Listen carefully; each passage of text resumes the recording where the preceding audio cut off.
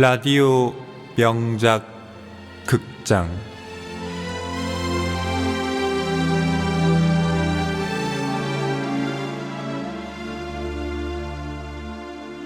서울 1964년 겨울 김승옥 작 박정석 연출 두 번째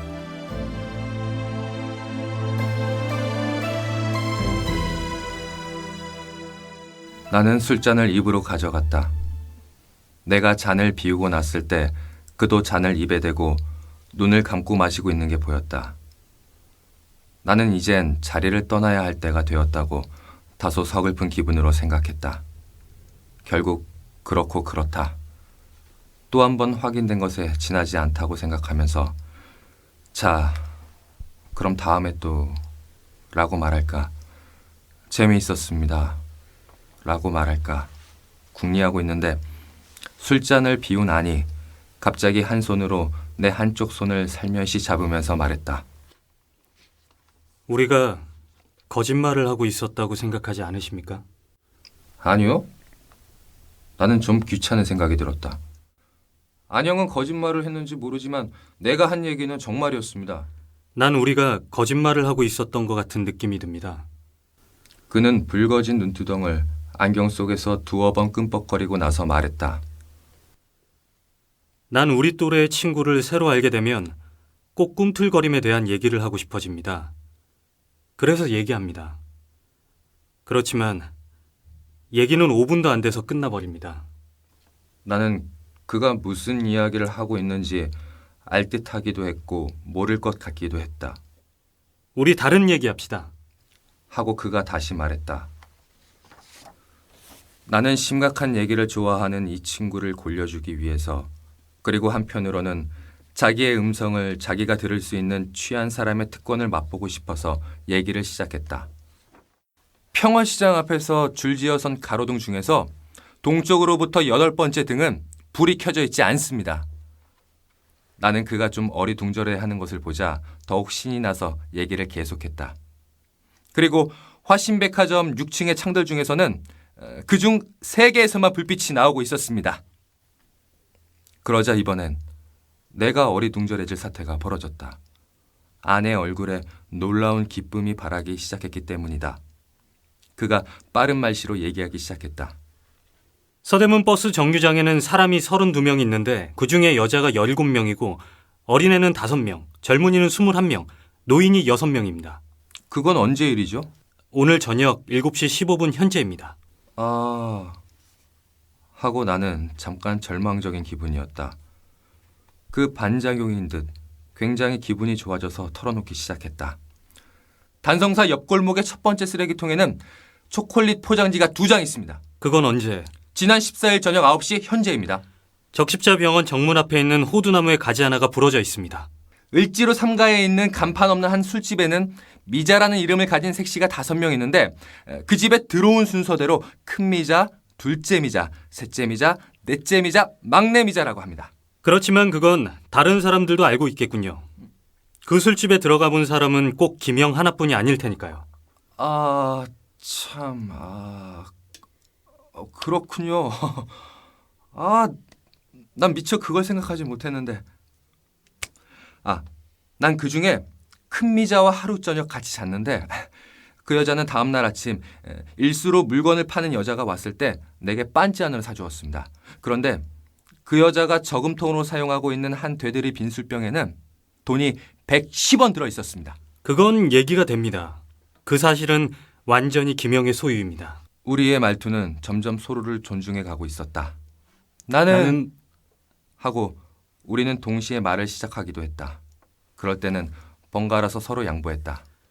나는 이번에는 그가 말할 차례였다. 서대문 근처에서 서울역 쪽으로 가는 전차의 도로리가 내 시야 속에서 꼭 5번 파란 불꽃을 튀기는 것을 보았습니다. 그건 오늘 밤 7시 15분에 거길 지나가는 전차였습니다.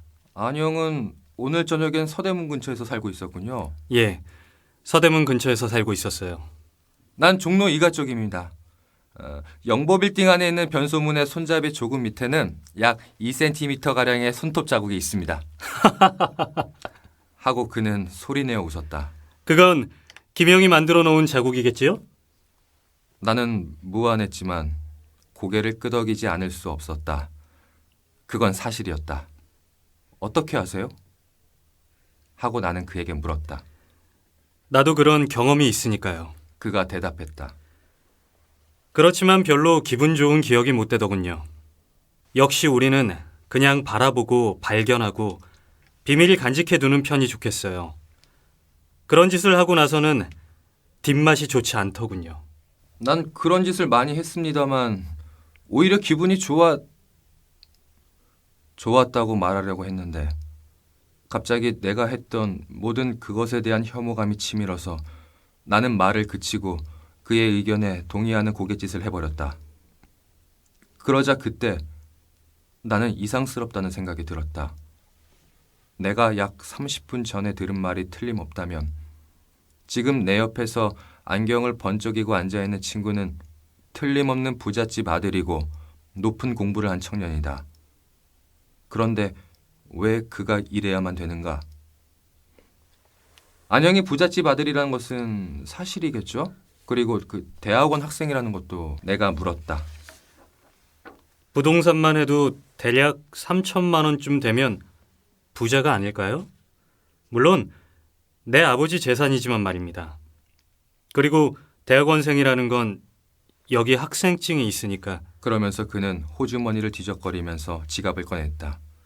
학생증까지는 필요 없습니다. 실은 좀 의심스러운 게 있어서요.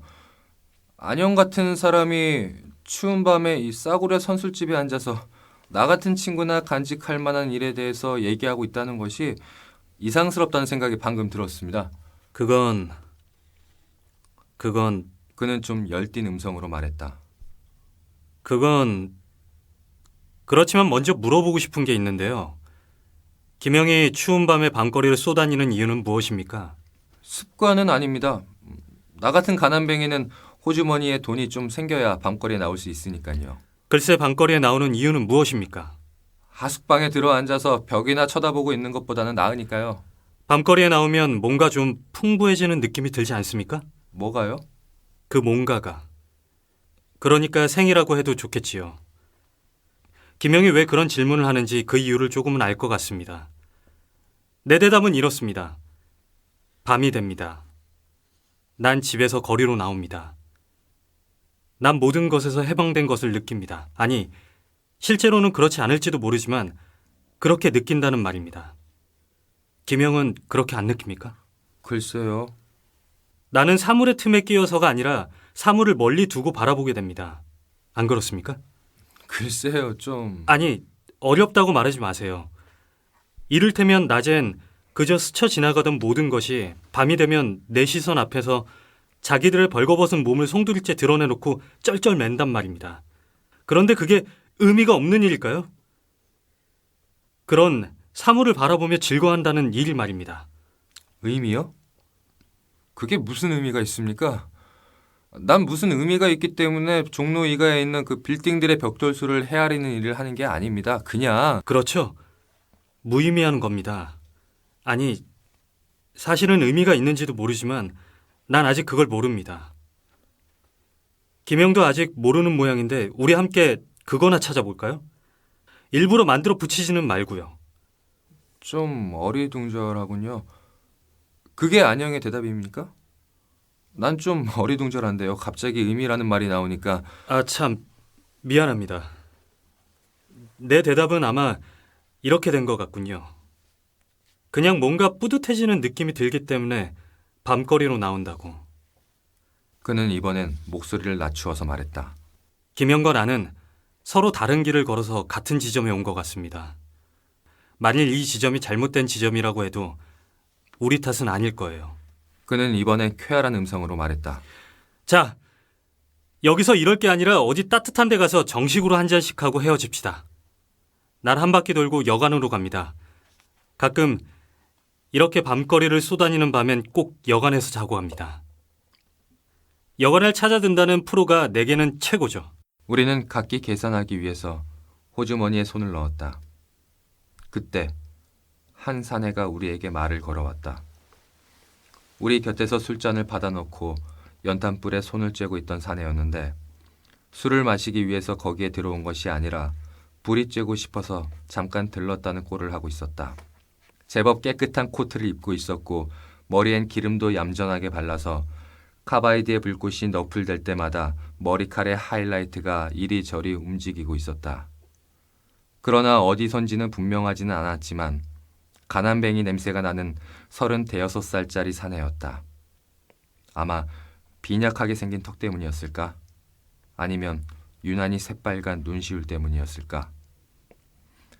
그 사내가 나나 안중에 어느 누구에게라고 할 것 없이 그냥 우리 쪽을 향하여 말을 걸어온 것이다. 미안하지만 제가 함께 가도 괜찮을까요? 제게 돈은 얼마든지 있습니다만 이라고 그 사내는 힘없는 음성으로 말했다. 그 힘없는 음성으로 봐서는 꼭 끼워달라는 건 아니라는 것 같았지만 한편으로는 우리와 함께 가고 싶은 생각이 간절하다는 것 같기도 했다. 나와 아는 잠깐 얼굴을 마주보고 나서 아저씨 술값만 있다면 이라고 내가 말했다. 함께 가시죠. 라고 안도 내 말을 이었다. 고맙습니다. 하고 그 사내는 여전히 힘없는 음성으로 말하면서 우리를 따라왔다. 아는 일이 좀 이상하게 되었다는 얼굴을 하고 있었고 나 역시 유쾌한 예감이 들지는 않았다. 술자석에서 알게 된 사람끼리는 의외로 재미있게 놀게 되는 것을 몇 번의 경험으로 알고 있었지만 대개의 경우 이렇게 힘없는 목소리로 끼어드는 양반은 없었다. 즐거움이 넘치고 넘친다는 얼굴로 요란스럽게 끼어들어야만 일이 되는 것이었다. 우리는 갑자기 목적지를 잊은 사람들처럼 사방을 두리번거리면서 느릿느릿 걸어갔다.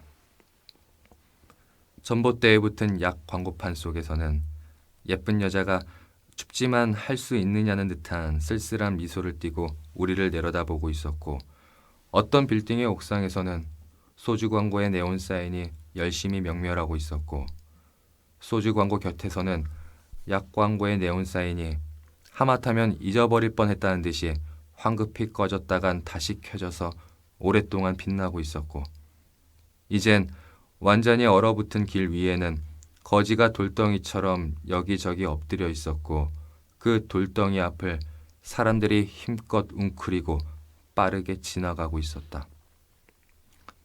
종이 한 장이 바람에 슉 날리어 거리의 저쪽에서 이쪽으로 날아오고 있었다. 그 종이 조각은 내 발밑에 떨어졌다. 나는 그 종이 조각을 집어들었는데 그것은 미희 서비스 특별염가라는 것을 강조한 어느 비어홀의 광고지였다. 지금 몇 시쯤 되었습니까? 하고 힘없는 아저씨가 아내에게 물었다. 9시 10분 전입니다.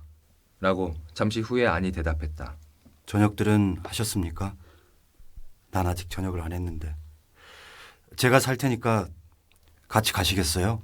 하고 힘없는 아저씨가 이번엔 나와 안을 번갈아 보며 말했다. 먹었습니다. 하고 나와 안은 동시에 대답했다. 혼자서 하시죠. 라고 내가 말했다. 그만두겠습니다. 힘없는 아저씨가 대답했다. 하세요. 따라가 드릴 테니까요. 아니 말했다. 감사합니다. 그럼 우리는 근처의 중국 요리집으로 들어갔다. 방으로 들어가서 앉았을 때 아저씨는 또 한 번 간곡하게 우리가 뭘 좀 들 것을 권했다. 우리는 또 한 번 사양했다. 그는 또 권했다. 아주 비싼 걸 시켜도 괜찮겠습니까? 라고 나는 그의 권유를 철회시키기 위해서 말했다.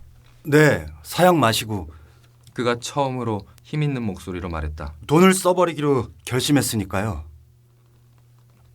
나는 그 사내에게 어떤 꿍꿍이 속에 있는 것만 같은 느낌이 들어서 좀 불안했지만 통닭과 술을 시켜달라고 했다. 그는 자기가 주문한 것 외에 내가 말한 것도 사원에게 청했다. 아는 어처구니 없는 얼굴로 나를 보았다. 나는 그때 마침 옆방에서 들려오고 있는 여자의 불그레한 신음소리를 듣고만 있었다. 이 형도 뭘 좀 드시죠? 라고 아저씨가 아내에게 말했다. 아니, 전 아는 술이 다 깬다는 듯이 펄쩍 뛰고 사양했다. 우리는 조용히 옆방에 다급해져가는 신음소리에 귀를 기울이고 있었다. 전차의 끽끽거리는 소리와 홍순한 강물 소리 같은 자동차들의 달리는 소리도 희미하게 들려오고 있었고 가까운 곳에선 이따금 초인종 울리는 소리도 들렸다. 우리의 방은 어색한 침묵에 쌓여 있었다. 말씀드리고 싶은 게 있는데요. 마음씨 좋은 아저씨가 말하기 시작했다. 들어주셨으면 고맙겠습니다. 오늘 낮에 제 아내가 죽었습니다. 세브란스 병원에 입원하고 있었는데. 그는 이젠 슬프지도 않다는 얼굴로 우리를 빤히 쳐다보며 말하고 있었다. 네, 그거 안 되셨군요. 라고 안과 나는 각각 주의를 표했다.